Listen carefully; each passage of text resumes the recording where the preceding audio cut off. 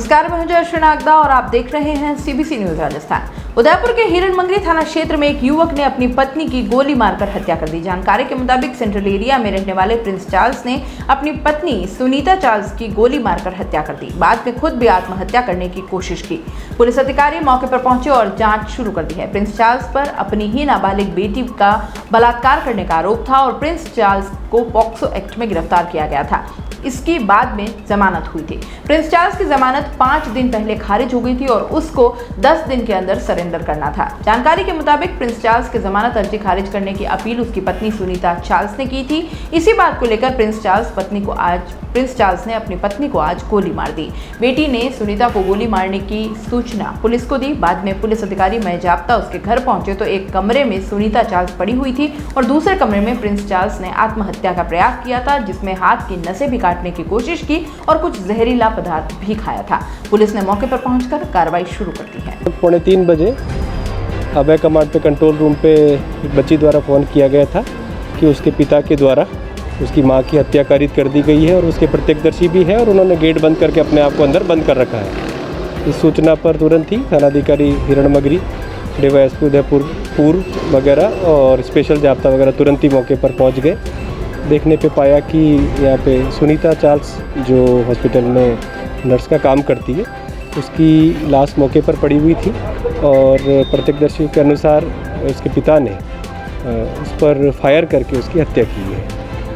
पहले ये लगा कि शायद आरोपी फायर करके भाग गया होगा। जब घर को ठीक से देखा गया, तलाशी ली गई तो नीचे वाला गेट, जिनके घर का नीचे का पोर्शन है, उसमें गेट अंदर से बंद था। उसे खुलवाया जा करके देखा गया तो देखा कि आरोपी अंदर ही जो है निडाल पड़ा हुआ है। उसने भी आत्महत्या का प्रयास किया है। कोई नींद की गोलियां और सल्फोस टाइप की गोलियां भी वहाँ खाली पड़ी, पानी की एक खाली गिलास भी पड़ी है। सुसाइड टाइप नोट भी कागज़ पर लिखा हुआ है और हाथ की नसें वगैरह भी इसने चाकू से काटी है। काफ़ी कमरे में खून फैला हुआ है।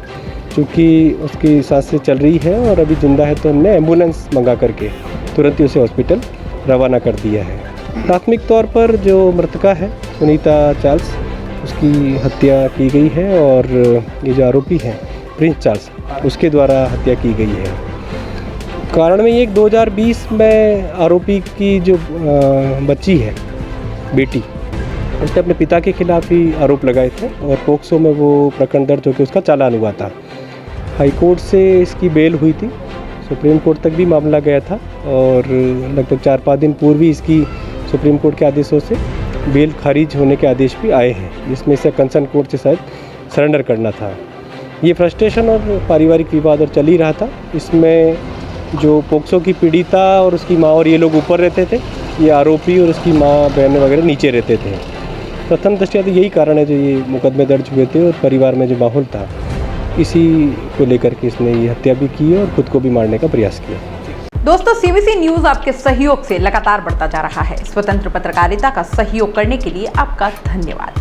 सबसे पहले तो जिन लोगों ने हमारे चैनल को सब्सक्राइब नहीं किया है तो पहले सब्सक्राइब करें, जिसका कोई शुल्क नहीं लगता और बड़ा आसान है। बस नीचे दिख रहे लाल सब्सक्राइब के बटन को दबाना है और पास में दिख रहे बेल आइकन को भी दबाना है, ताकि आपको अपने सीबीसी न्यूज के हर अपडेट्स मिल सके। हमारे इंस्टाग्राम पेज और फेसबुक पेज को भी लाइक करें, फॉलो करें। वहां पर भी आपको मिलती है तरह तरह की अपडेट्स। हम पूरे राजस्थान से आपके लिए लाते हैं वो खास खबरें जो आपके लिए जरूरी है, और वो भी पूरी बेबाकी के साथ।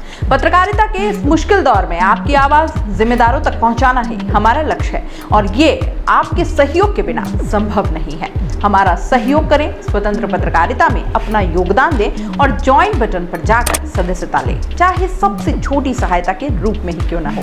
जनता की बेबाक आवाज बने रहें, उसके लिए सहयोग आपको ही करना है। सब्सक्राइब करिए और ज्वाइन बटन पर क्लिक कर सदस्यता ग्रहण कीजिए।